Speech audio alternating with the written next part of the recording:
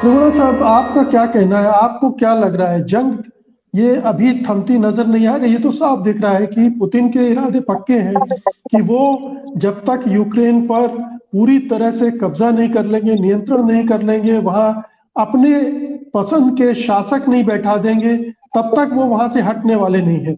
और वो भीषण गोलाबारी कर रहे हैं, मतलब कोई मौका नहीं छोड़ रहे हैं। इसके बावजूद हम ये भी देख रहे हैं कि जो वेस्टर्न पावर्स हैं वो सिवाय गाल बजाने के और कुछ नहीं कर पा रहे। देखिए मुकेश जी, जहां तक ये जो पुतिन का एक्शन है, इसके बारे में ज्यादातर ऑब्जर्वर्स गलत साबित हुए हैं। सब लोगों का यही सोचना था, ज्यादातर का, कि जो ये ईस्टर्न यूक्रेनियन में डॉनबास रीजन में दो रिपब्लिक हैं, इनको पुतिन जो है एक इंडिपेंडेंट डिक्लेयर कर देंगे, ऑटोनोमस रिपब्लिक जो भी, और उसके बाद वो जो जॉर्जियन प्लेबुक है वही चलती रहेगी, और उसके बाद निगोशिएटिंग पोजीशन पे आ जाएंगे और ये हो जाएगा। लेकिन किसी ने ये नहीं सोचा था कि जिससे चारों पांचों तरफ से वो अटैक करेंगे, और उसका श्रेय जो है वो पूरा, मैं समझता हूँ, वेस्टर्न कंट्रीज को जाता है। क्योंकि सबके पास लगभग 8 साल थे जिसमें वो डिस्कस कर सकते थे। रशिया की जो सिक्योरिटी कंसर्न्स हैं वो वाजिब हैं, इसमें कोई शक नहीं है।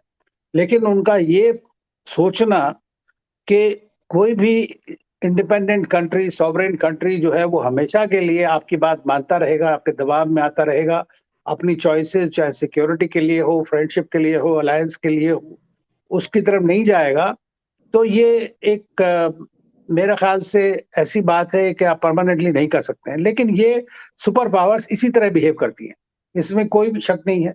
तो जिसकी लाठी उसकी भैंस, आज का जमाना उसी का है। और जहां तक मैं समझता हूँ कीव की बात है, तो देखिए, बाइडेन के पास काफी टाइम था। यूरोपियन कंट्रीज नहीं चाह रहे थे लड़ाई हो, क्योंकि उनके ऊपर डायरेक्ट इम्पैक्ट होता है इस बात का। अब वो फाइनेंशियल सैंक्शन जरूर इन्होंने लगा दी हैं, लेकिन गैस और ऑयल और डिपेंडेंसीज, व्हीट के बारे में सारी चीजों पे कितना फर्क पड़ता है। दूसरी चीज, पुतिन पिछले 8-10 साल से ये भी तैयारी कर रहे हैं कि अगर ये सैंक्शंस लगती हैं, जो एक रूटीन है और स्टैंडर्ड प्रोसीजर और रिस्पॉन्स होता है वेस्टर्न कंट्रीज का, वो उन्होंने उसका सोच के, क्या ट्रांजैक्शन कॉस्ट, क्या उनके ऊपर किस तरह की प्रॉब्लम्स आएंगी, ये सब सोचने के बाद ही ये डिसीजन लिया है। तो मेरा मानना यह है कि ये जो है, जहां तक अमेरिका का हिसाब है, और ये सोच लेना चाहिए, बेसिक फंडामेंटल क्वेश्चन ये है कि ये जो हुआ है, लड़ाई है, ये रूस और यूक्रेन के बीच की नहीं है। ये लड़ाई एक ब्रॉडर जियोपॉलिटिक्स है, अमेरिका और रूस के बीच है। नया ग्लोबल एक वर्ल्ड ऑर्डर जो बनेगा, उसमें किस तरह की सिचुएशन होगी, और पुतिन ने उनका ब्लफ कॉल किया है। अब आगे क्यों नहीं बढ़ रही है, क्या हो रहा है? आप अगर ये सोचने लगे, लोग बड़े सारे वेस्टर्न एक वो बन गया है कि भाई पुतिन की फौजें कामयाब नहीं हुई। देखिए, पुतिन ने शुरू से कहा है, और जो उनको अपनी डोमेस्टिक कॉन्स्टिट्यूंसी भी है, ज्यादातर यूक्रेनियंस और रशियन वो एक ही तरह के लोग हैं, उनके इंटर मैरिजेस हैं, फैमिलीज हैं, हजारों लाखों लोग इधर एक दूसरे के उसमें रहते हैं। तो ये चीज जो है वो सिविलियन उसमें नहीं चाहते थे कि कैजुअलिटीज हो। अब आप देखें, अगर यूक्रेन के, अगर आप मीडिया की बात करें या वेस्टर्न मीडिया, इस वक्त सबसे बड़ा वॉर है cyber war, cyber and Sai ops, ये दो चीज चल रही है, इंफॉर्मेशन वॉरफेयर। अब वो कह रहे हैं 5,700 रशियन सोल्जर्स मारे गए, उनके हजारों टैंक ध्वस्त कर दिए, हमने ये कर दिया। कल ही जो एक एक्सचेंज हुआ है आफ्टर, उसके बाद जो सोल्जर्स का जो पकड़े गए थे दोनों के, तो 5 Ukrainian versus 1 Russian soldier swap हुआ है कल, चेंज हुआ। तो उससे आप अंदाजा लगा सकते हैं।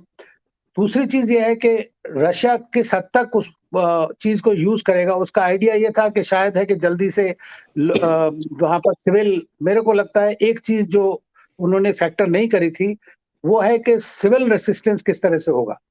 लेकिन इसमें शायद है कि पुतिन जो हिस्ट्री को बड़ा बार बार याद दिलाते हैं, वो खुद भूल गए कि सेकेंड वर्ल्ड वॉर के टाइम पे या उससे पहले जब नेपोलियन ने इन्वेट किया था, रशिया में ही आके हिटलर भी और नेपोलियन दोनों यही मारे गए थे। और रशिया माने मैं खाली रशिया की बात नहीं कर रहा, पूरा सोवियत की बात कर सकते हैं उस समय की, अगर आप देखें तो इन लोगों की लड़ने की क्षमता, जिसको फादरलैंड के लिए होते हैं, और दूसरी क्षमता ये कि किस तरह एडवर्सिटी को सबसे ज्यादा अगर झेल सकता है दुनिया में कोई, तो वो यही लोग हैं, रशियन एंड यूक्रेनियंस।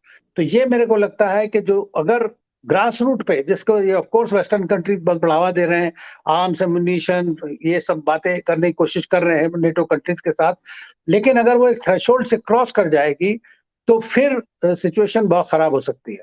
तो मेरा मानना यह है कि अगर अगले हफ्ते, एक हफ्ते के अंदर सिचुएशन स्टेबलाइज नहीं होती है तो फिर ये काफी आगे तक बढ़ेगी।